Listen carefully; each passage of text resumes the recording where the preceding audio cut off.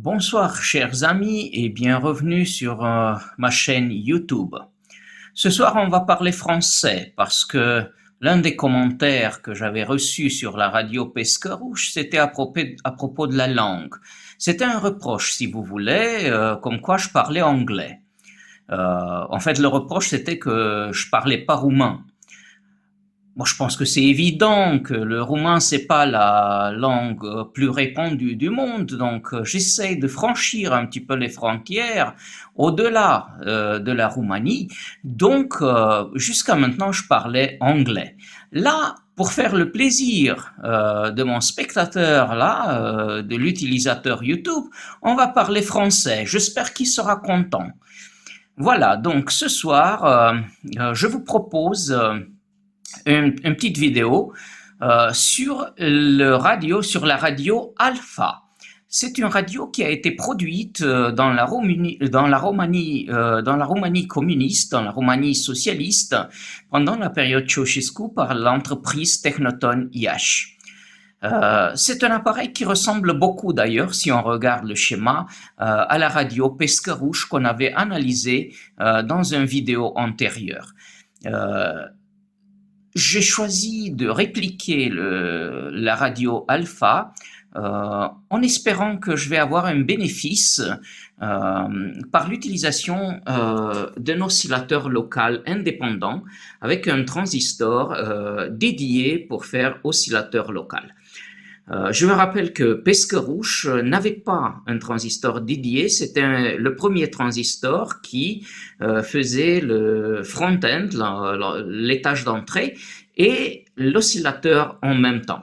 Là, par contre, sur la radio Alpha, on a deux transistors différents, l'oscillateur local et le transistor amplificateur d'entrée et de mixage, le mélangeur, dans le collecteur duquel on retrouve les filtres pour 455 kHz qu'on connaît déjà, qu'on a vu déjà sur la radio Pescarouche qu'on avait décrit, et les mêmes deux transistors amplificateurs de fréquence intermédiaire, 450 kHz, ainsi que le transformateur de sortie et la célèbre diode germanium pour la détection.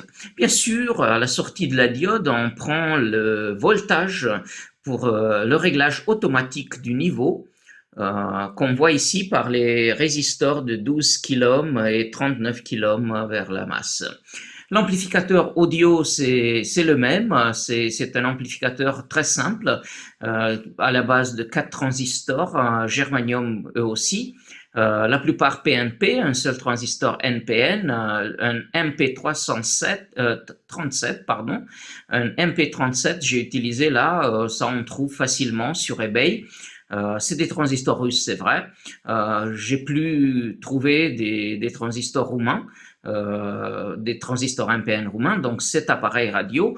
Le schéma, c'est un schéma de Technoton IH de Roumanie, mais par contre, les transistors, la plupart, c'est des transistors russes qu'on trouve sur eBay et que j'ai trouvé aussi à mon boulot. C'était resté dans une petite boîte que j'ai découvert comme une petite boîte secrète au bout de quelques dizaines d'années, si vous voulez.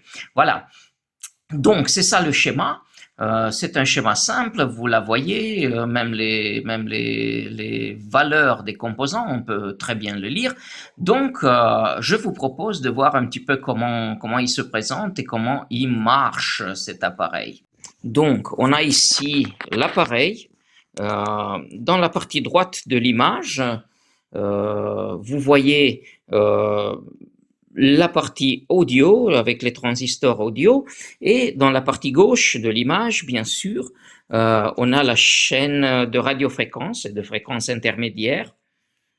Je prends une petite antenne, là j'ai trouvé là sur le bureau, d'ailleurs je vous prie de m'excuser le bordel de mon bureau de travail, mais j'ai pas eu le temps de ranger tout, donc je me suis dépêché un petit peu avec la petite vidéo.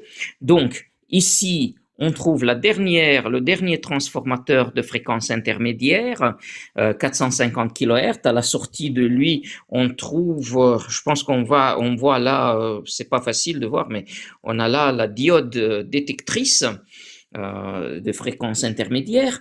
Donc là, sur ce transformateur, comme pour la radio Pescarouche, on n'a pas gardé ni l'enfilement, donc ni les selfs, ni les condensateurs qui existaient dans la variante originale sur cette bobine. Donc on a tout enlevé, on a refait les bobinages. Le primaire qui va vers le transistor, il a 65 tours, alors que le secondaire, il a 40 tours. Donc, sur ce type de noyau, on va faire 65 tours pour le primaire et 40 tours pour le secondaire vers la diode détectrice. Les capas parallèles, comme toujours dans les radios roumains, c'est alentour d'un nanofarad.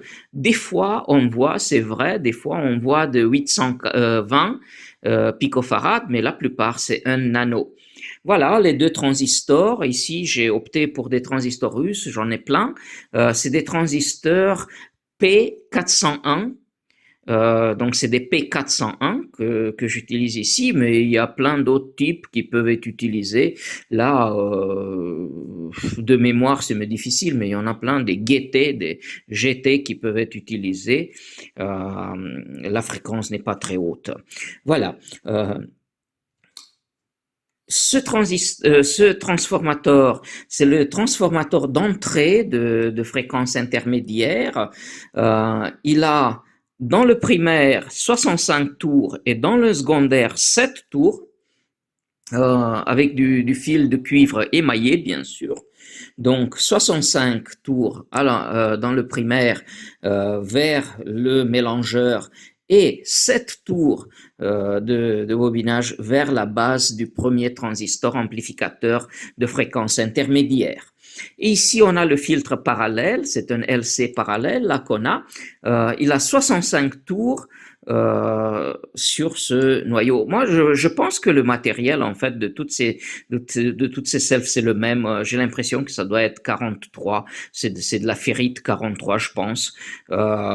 J'ai pas vu de différence d'inductance. Donc, quand on met le bobinage, on a toujours alentour de 120, 140 micro-henry. Donc, on est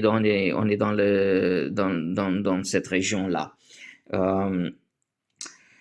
Et l'étage mélangeur et l'étage d'entrée en même temps, vous le voyez ici, c'est toujours un P401 et l'oscillateur local, toujours un P401. Et la bobine de l'oscillateur local, le self de l'oscillateur local, là c'est un petit peu plus compliqué. Dans le primaire, on trouve la prise à la masse, elle est faite à 2 tours. Donc, on commence le bobinage par le primaire, toujours comme ça. On enfile 2 tours, on fait sortir la prise de couplage pour l'émetteur de mélangeur. Après, on continue et on fait un bobinage d'encore 65 tours. Donc 2 plus 65. Dans le secondaire, là, on trouve 7 tours, mais des fois, on a besoin d'inverser les fils de cette bobinage secondaire.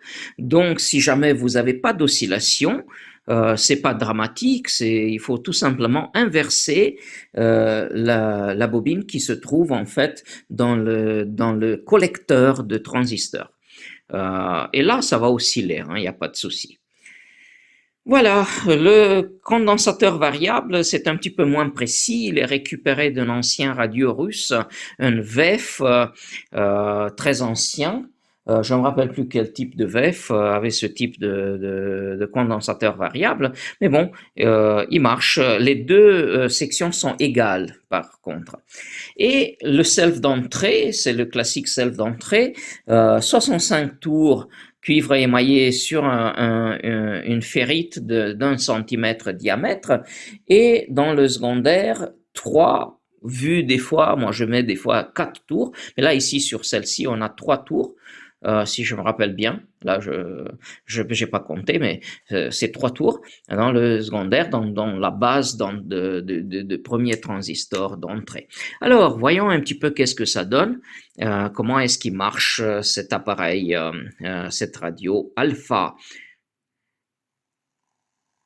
Voilà, on commence à entendre quelque chose. Donc, on va essayer de faire un petit accord.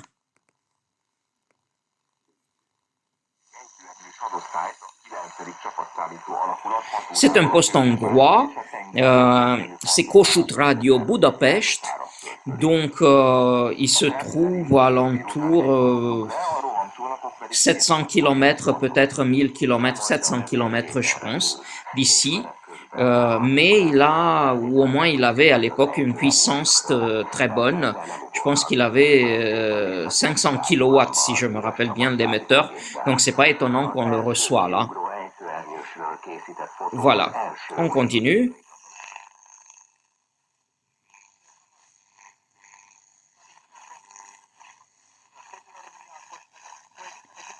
Ici c'est faible, c'est un poste roumain je pense, mais c'est très très faible.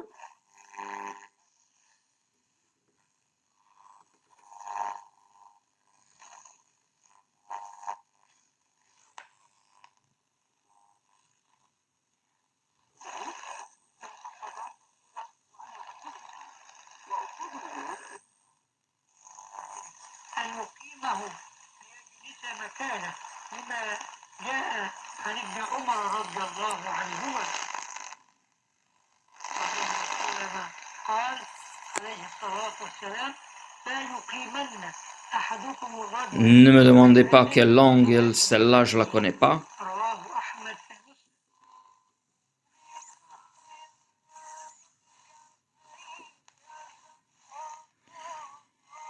Ouais, c'est des postes assez loin, je pense.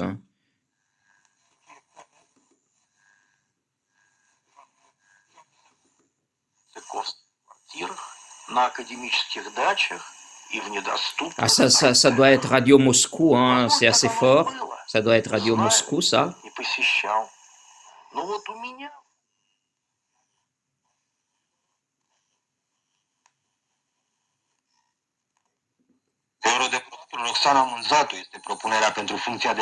Ici, c'est le poste national roumain, c'est Radio Bucarest.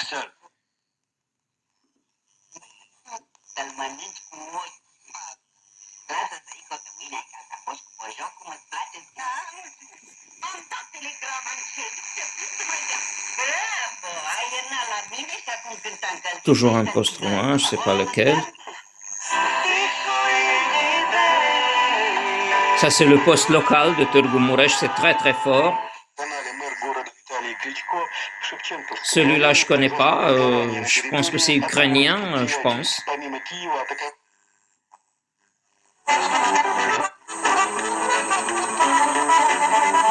Celui-là, je sais pas qu'est-ce que c'est.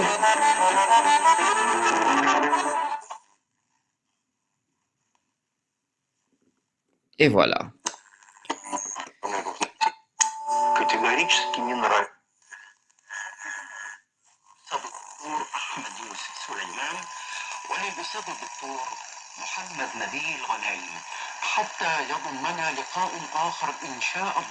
D'après l'accent, ça semble arabe, mais je sais pas, je connais pas.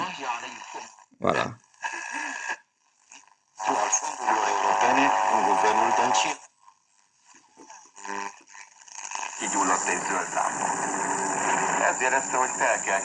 Voilà.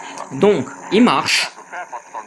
Il marche bien, je dirais, mais pour vous dire la vérité, j'ai toujours l'impression que l'autre, là, la radio Pesquerouche marche mieux. Même si c'est auto-oscillatrice, la Pesquerouche, là, j'ai l'impression que c'est plus sensible quand même et plus facile à accorder. Je sais pas pourquoi, c'est un sentiment que je peux pas expliquer, mais j'ai l'impression que quand même, même s'il y a plus de transistors, même si on a un oscillateur local dédié, Moi, j'ai toujours l'impression que la pesquerouche marche mieux. De toute façon, peu importe finalement, c'est des expériments, c'est des petits projets qu'on peut faire, de ressusciter, si vous voulez, des anciens radios communistes. C'est une expérience qui m'appelait beaucoup. Donc, pas de regret, c'est juste une remarque que la pescarouche semble de mieux marcher que l'alpha. Voilà, chers amis, là, je vous dévoile, si vous voulez, un secret.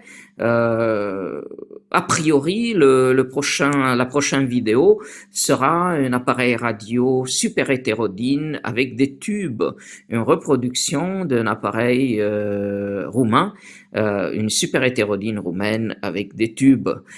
Jusqu'à la prochaine, je vous dis bonne soirée. Ah, à propos, là c'est important de préciser, et je voulais le faire pour la radio Pescarouche, je ne l'ai pas fait, je le fais maintenant. Toujours quand je fais des essais dans les ondes moyennes, je les fais les soirs. Donc là, on est 21h30, 21h40, j'ai pas regardé exactement. Pourquoi je le fais le soir? C'est à cause de la propagation. Si vous essayez des appareils radio dans des ondes moyennes au milieu de la journée, vous n'allez pas entendre grand-chose parce que les rayons solaires, la radiation solaire, active pendant le jour la couche E de la ionosphère qui absorbe fortement les ondes moyennes et les ondes courtes de basse fréquence. Donc ça veut dire 1,6, 3,5 MHz sont fortement absorbés, donc il n'y a pas de raison de tester des appareils radio dans ces bandes pendant la journée. Faut le faire le soir quand il y a de la propagation. Dès que le soleil se couche, la couche E disparaît et la propagation dans ces bandes s'améliore d'une manière fantastique. Donc c'est le soir qu'il faut tester. Voilà, chers amis, mes meilleurs 73 depuis la Roumanie, c'était Yankee Oscar 6, Papa Mike X-Ray. Bye bye.